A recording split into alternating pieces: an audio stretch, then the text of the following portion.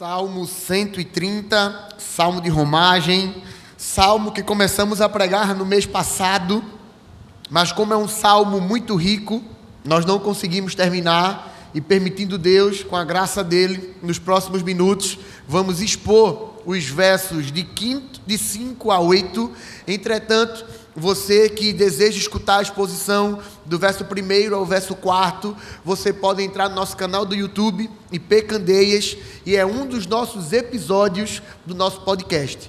Então, não só à noite nós temos a transmissão que fica gravada, você pode compartilhar, assistir novamente, mas também todas as pregações do culto clássico, do culto da manhã, também estão no nosso canal do YouTube, mas como o nosso podcast. Então, entrando no canal do YouTube, você vai lá, então tem todas as pregações, e hoje, permitindo Deus, pregaremos a segunda parte do sermão Confissões de um Pecador. Salmo 130, eu vou ler o salmo todo. Das profundezas, clamo a ti, Senhor. Escuta, Senhor, a minha voz. Estejam alertas os teus ouvidos às minhas súplicas. Se observares, Senhor, iniquidade, quem, Senhor, resistirá? Contigo, porém, está o perdão, para que te temam.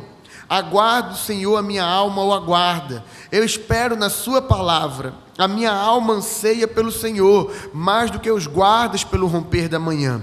Mais do que os guardas pelo romper da manhã. Espere, Israel, no Senhor, pois no Senhor há misericórdia. Nele, copiosa redenção. É Ele quem redime a Israel de todas as suas iniquidades. Eu quero orar com você nesse momento.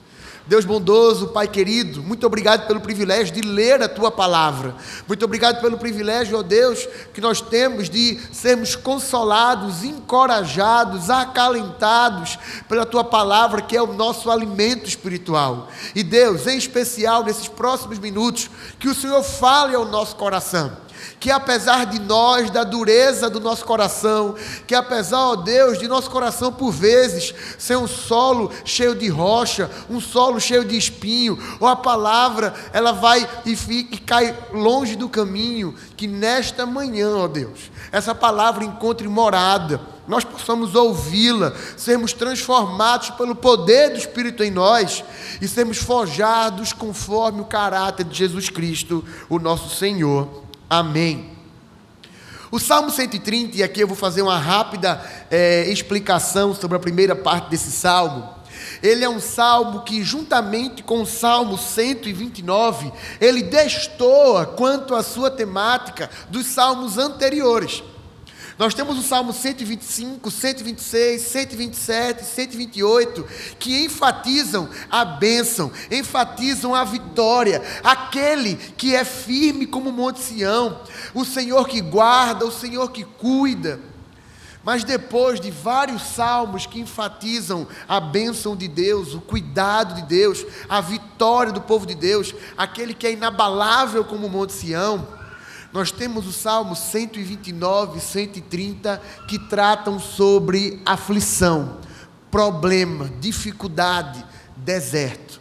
O Salmo 129, o anterior ao que nós lemos nessa manhã, é sobre um problema, uma aflição, um deserto que foi causado por conta de terceiros, a perseguição contra o povo de Deus. Já o Salmo 130, nós temos alguém que está sofrendo, e o sofrimento é tão intenso que o verso 1 fala sobre profundezas. E como nós vamos olhar outros salmos, como o Salmo 88, a gente vê que profundeza aqui é algo como se fosse uma cova, lugar de morte, lugar de dor, lugar de choro, de pranto, de luto. E o salmista, por conta do seu pecado, clama a Deus dizendo: das profundezas clamo a ti, Senhor. E ao longo da história da igreja, vários homens de Deus nutriram um carinho especial por este salmo. Quando nós vamos olhar para o período dos pais da igreja, Agostinho escreveu sobre esse salmo. Quando nós vamos olhar para a reforma, nós vemos Lutero e Calvino também nutrindo um sentimento especial por esse salmo. Mas nós vemos também no período dos puritanos, um homem chamado John Owen, que escreveu, já compartilhei isso com a igreja, um livro de mais de 300 páginas só sobre o Salmo 130. Dada a sua riqueza e essa temática que é mais recorrente do que nós gostaríamos que fosse na nossa vida. O pecado que nos entristece, o pecado que nos coloca em situação difícil. E diferente do Salmo 129, onde o pecado de terceiros causou males ao salmista, no Salmo 130 é o seu próprio pecado que colocou ele nessa situação. Então, nós vemos aqui 4 confissões de um pecador. A primeira confissão é que Deus escuta a sua oração. Verso 1 e verso 2, pregamos isso no mês passado. A segunda confissão é que em Deus ele encontra perdão. Verso 3 e 4. E você pode escutar essa pregação na íntegra no nosso canal do YouTube. Mas a partir de agora, eu quero ler com você mais uma vez o verso 5 e o verso 6, onde nós encontramos a terceira confissão do pecador do Salmo 130. A confissão do pecador é que na palavra ele encontra a solução. Verso 4 e 5. Escute com fé a palavra de Deus. Aguardo o Senhor, a minha alma o aguarda.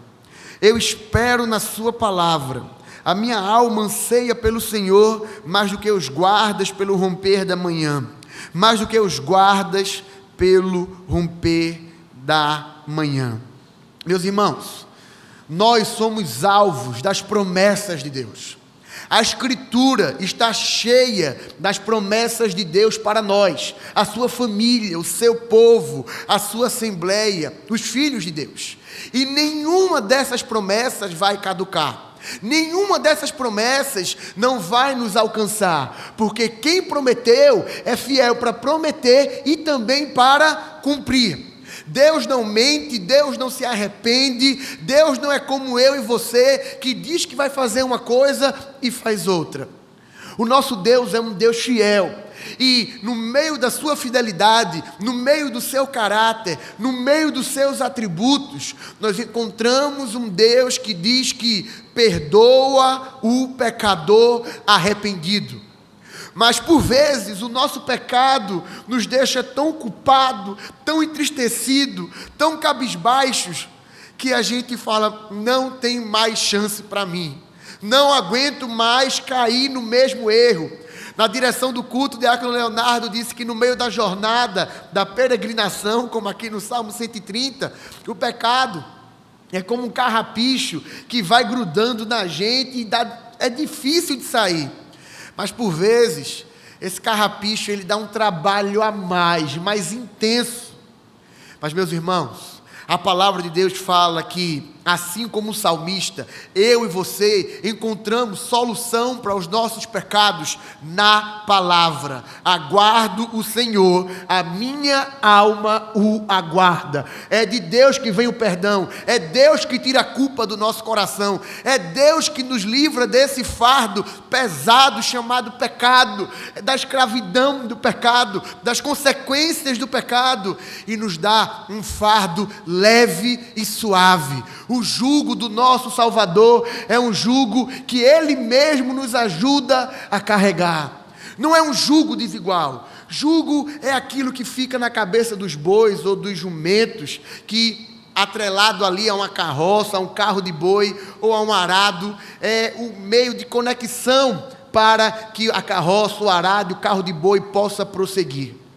E quando nós temos um boi mais alto e um boi mais baixo, ou um jumento mais alto, um jumento mais baixo, coitado deles dois, porque o jugo ali é desigual e fica pesado, custoso. Mas Cristo Jesus torna o nosso jugo leve, porque Ele levou sobre si os nossos pecados. A nossa carroça, o nosso carro de boi estava carregado de pecado, mas Jesus carrega para nós, e naquele madeiro o fardo que era pesado fica leve. Por vezes nós nos encontramos como dois animais, ou um animal que carrega um jugo pesado demais, um fardo pesado demais. Meu irmão, se você nunca ficou triste por conta de um pecado, você precisa rever a sua caminhada cristã. E esse pecado, ele pode nos entristecer, mas a tristeza, ela não pode dominar o nosso coração, porque nós temos alegria em Jesus Cristo, a alegria do perdão. Todas as vezes que eu dirijo o culto, no momento da confissão, da contrição, eu sempre peço para você, irmão, peça perdão pelos seus pecados, mas já agradeça pelo perdão em Cristo Jesus. O pecador arrependido tem certeza do perdão de Deus. Deus não é aquele que promete e não cumpre. Ele é Deus de promessas, Ele é fiel, perdoador, misericordioso. E por conta destes atributos, do caráter de Deus, eu e você podemos descansar que um coração quebrantado, a oração desse coração quebrantado é ouvida por Deus. Não desista, lute, faça guerra contra o seu pecado, faça como o salmista, tenha confissões. Santo Agostinho, o bispo de Hipona, escreveu o seu famoso livro, talvez o livro mais famoso dele, Confissões. E ali nós vemos ele relatando da sua vida, dos seus problemas. Ali ele é vulnerável, rasga a sua alma. E a gente vê uma certa passagem, Agostinho dizendo que a alma dele não encontrou descanso até repousar em Deus. Assim também é com a nossa alma e com a nossa vida. Nós não encontraremos descanso verdadeiro longe de Deus. Corra para Deus, se achegue a Deus, se lance aos pés da cruz, porque em Cristo você encontra perdão e consolação para a sua vida. Quando nós olhamos para o texto, não tem como não lembrar, na verdade, da primeira bem-aventurança. Qual é a primeira bem-aventurança? Abra sua Bíblia em Mateus capítulo 5.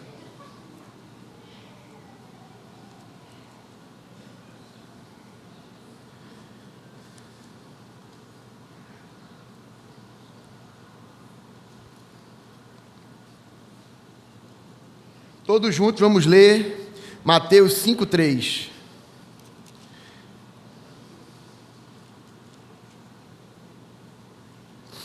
Acharam? Evangelho de Mateus, Sermão do Monte, primeira bem-aventurança, capítulo 5, versículo 3. Bem-aventurados, humildes de espírito, porque deles é o reino dos céus. Meus irmãos, a primeira bem-aventurança está estampada nas palavras do salmista. Algumas versões traduzem por humilde de espírito, mas talvez a tradução mais coerente do grego para o português seria pobres de espírito, ou até mesmo uma palavra mais pesada: bem-aventurado os miseráveis de espírito. Não entendi, reverendo. Miserável de espírito? Como assim alguém é miserável de espírito? A bem-aventurança, quando a gente olha a palavra que Mateus escolheu para pobres ou humildes, não é uma pobreza que só tem o pão e não tem o queijo, que só tem o pão e não tem a manteiga. É uma pobreza que não tem nem um pão. É miserável. Não é aquele que acorda, trabalha o dia todo e volta para casa com pouco dinheiro. É aquele que não tem trabalho, não tem saúde para trabalhar, não tem dinheiro nenhum. É alguém que é miserável e não tem condição de sair da miséria. Não entendi, reverendo, qual é a ligação da primeira bem-aventurança com o Salmo 130. O salmista aqui é alguém que aguarda o Senhor, como alguém que é tão pobre, tão miserável, que não pode fazer nada para reverter a sua situação. Nós, antes de Cristo, somos mortos e miseráveis espirituais. Nada que nós venhamos a fazer vai nos dar prosperidade espiritual. Assim como alguém que é miserável, não tem trabalho, não tem saúde para trabalhar, precisa de ajuda, foi preciso que Deus enviasse o seu Filho para nos ajudar, nós, miseráveis pecadores. Essa é a nossa situação sem Jesus, miseráveis pecadores. Mas em Cristo nós temos as mais ricas bênçãos celestiais. Percebe a diferença? O salmista aguardava no seu Senhor. A minha alma o aguarda, eu espero na sua palavra. Palavra que são as promessas de Deus para ele. A minha alma anseia pelo Senhor. Mas anseia como? Mais do que os guardas pelo romper da manhã. E toda vez que no hebraico você encontrar uma repetição, como nós temos aqui no final do verso 6, preste bastante atenção. Porque se está repetindo é muito importante. Mais do que os guardas pelo romper da manhã. Eu não sou militar, mas imagine você de guarda, de sentinela, responsável por cuidar ali do quartel, da base militar. E talvez se você cochilar, é por conta do seu cochilo que tudo vai acabar. Que os inimigos vão derrotar o seu exército, o seu povo, a sua nação. Imagine a ansiedade, o desejo e o anseio de alguém que estava ali de sentinela no seu ponto de vigia, e a luz da aurora brilha, amanhã chega alguém para trocar a escala com ele, assumir o seu posto. Que alívio! Missão cumprida, agora eu posso descansar. Nós somos como esse guarda. Mas nós não esperamos outro guarda, nós esperamos o general dos generais, o Senhor dos exércitos, que guarda a nossa casa, guarda a nossa família, nos livra dos pecados, e Ele não dormita nem dorme, o guarda de Israel. Eu não sei você, mas toda tristeza que pode dominar o coração de um pecador, ela vai embora, ela é minada pela alegria dessas palavras. A minha alma e a sua alma aguarda o Senhor dos exércitos, aquele que não dorme, aquele que perdoa, aquele que é o bom pastor, aquele que cuida como ninguém, aquele que é o Senhor do universo, se importa com todo o universo, tem um domínio de todo o universo, mas apesar de dominar todas as coisas, Ele cuida do meu e do teu coração, da minha e da tua vida também em particular. A terceira confissão do pecador é que ele encontra solução. Eu tinha muito mais para falar sobre esse ponto, mas se eu deixar para falar depois, eu vou ter que pregar o final e outra pregação ainda. Então vamos para o versículo 7 e 8. A quarta confissão, é a segunda hoje, mas a quarta confissão do pecador é que existe um convite para a reconciliação. Versículos 7 e 8. Espera, Israel, no Senhor, pois no Senhor há misericórdia, nele copiosa redenção. É Ele quem redime a Israel de todas as suas iniquidades. Existe convite para reconciliação. O versículo 8 diz: é Ele quem redime a Israel de todas as suas iniquidades. Espera, Israel, no Senhor. Do verso 1 ao verso 6, nós tínhamos algo muito particular do salmista. Clamo a ti, estou nas profundezas, minha alma o aguarda. Mas nós vemos aqui uma mudança no final do salmo, onde ele deixa de uma confissão individual e particular para algo coletivo, para algo que abraça o povo, a nação, Israel como um todo. E ele, como pecador arrependido, chega para Israel e fala: esse Deus que me perdoou, eu estava nas profundezas, eu estava clamando, e esse Deus que me perdoou, me restaurou, é o Deus que pode perdoar e restaurar você também, Israel. É o Deus que pode redimir você dos seus pecados, das suas mazelas, da sua culpa, da sua iniquidade, da sua corrupção, da sua depravação. Então o salmista, ele não é restaurado e simplesmente volta para casa como pecador perdoado, muito pelo contrário. O salmo poderia terminar falando do salmista que volta para casa feliz. Ele provavelmente voltou para casa feliz após o perdão dos pecados, mas antes de voltar para casa, ele anuncia para toda Israel: aguarda no Senhor, confia no Senhor, nele há copiosa redenção. O salmista, ele proclama a redenção que só Deus pode proporcionar. E eu queria compartilhar o primeiro uso desse texto com você. Você é perdoado por Jesus, você que faz parte da família de Deus, você que cultua a Deus todos os domingos, que escuta Boa Nova todos os domingos. Você volta para casa, eu estou recarregado, tenho aí energia suficiente para aguentar o rojão da semana. Ou volta como salmista, anunciando a todos, em Cristo a salvação, em Cristo a copiosa redenção, em Cristo a perdão dos pecados. Perceba, como salmista, ele é altruísta. Ele não recebe o perdão e guarda para si e fica calado. Ele proclama, ele anuncia as boas novas de Jesus. Igreja de Cristo, o nosso ministério é um ministério querigmático. O que é querigmático? É um ministério de proclamação. Cabe a nós anunciar, cabe a nós. Deus poderia ter confiado esse ministério aos anjos. Deus poderia ter confiado esse ministério a qualquer outra parcela da criação.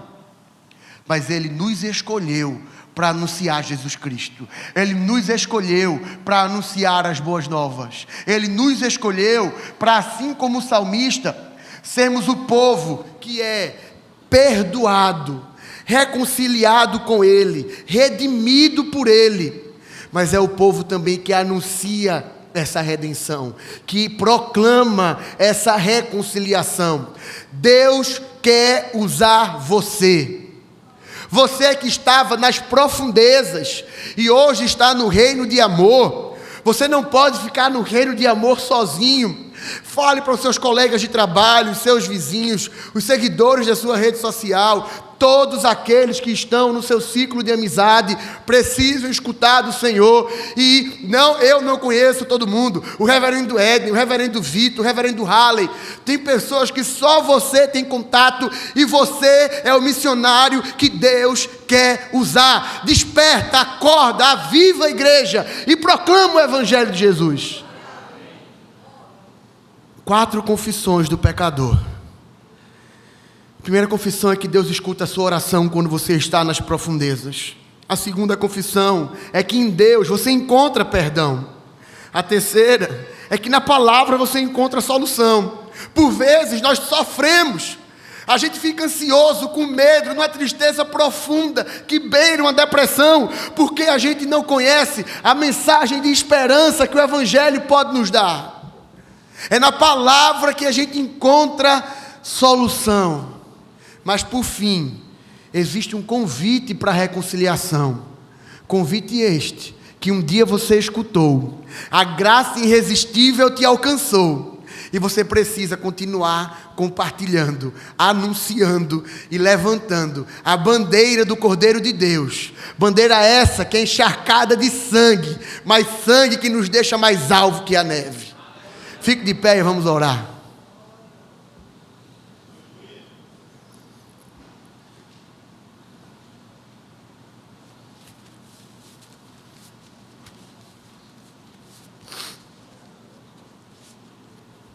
Deus bondoso, muito obrigado pelo privilégio de escutar mais uma mensagem, mais uma porção da Tua Escritura agora no final do Salmo 130.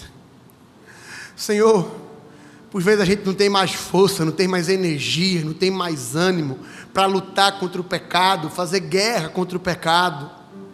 Mas nessa manhã o Senhor nos reanimou, o Senhor recarregou as nossas baterias e nós vamos caminhar olhando não para dentro de nós, nem para a circunstância, mas olhando para Cristo nosso Senhor. Ele escuta a nossa oração, Ele nos dá perdão, nele encontramos solução para os nossos problemas, mas também esse Cristo nos incentiva ao ministério da proclamação. Nos usa, ó Deus, para sermos arautos Teus, testemunhas Tuas, proclamadores do Evangelho de Jesus Cristo. Essa é a nossa oração, no nome dEle, que é o nosso Senhor e Salvador. Amém. Irmãos, ainda de pé, eu queria te incentivar, não vá para casa. Meu coração fica partido e triste quando eu vejo que o culto clássico termina, tem gente que corre e vai embora. A gente tem mais de 10 salas com professores preparados, conteúdos de qualidade, para que você possa ser abençoado. A classe das mulheres aqui embaixo também, as mulheres mais velhas, as senhoras. A classe das mulheres aqui com a Dona Tereza aqui em cima. A classe de casais, homens, novos, a classe de jovens, adolescentes, pré-adolescentes lá atrás, o Rever aqui à minha direita, uma exposição do Antigo Testamento aqui no templo. Você que nos visita não sabe para onde ir, fique aqui no templo, ou procure alguém que está de colete lá atrás. Onde é a classe de mulheres, a de homens? Eu quero fazer parte da igreja. Procure Espaço Conexão, ou nos procure, que nós vamos informar onde as classes ficam situadas. Eu te peço isso hoje. Você não vai para a praia porque está chovendo. O almoço já está pronto, que eu sei. Eu deixo de pirangagem e compro um galeto quando voltar para casa. 11 horas termina. 11 horas você consegue correr e cumprir a sua obrigação. Por favor, se puder, não vá para casa, participe da escola dominical. Se precisar de ajuda para comprar o galeto, o reverendo Edner vai lhe ajudar. Viu? Rapaz, teve mais amém agora do que na pregação. Não só de pão vive o homem, viu, irmão? Recebam a bênção. Que a maravilhosa graça do nosso Senhor e Salvador Jesus Cristo, que o amor de Deus, nosso eterno e bondoso Pai, que as doces consolações e o poder do Espírito Santo repousem sobre nós, Igreja Presbiteriana de Candeias, e sobre toda Israel de Deus, hoje e para sempre. Hoje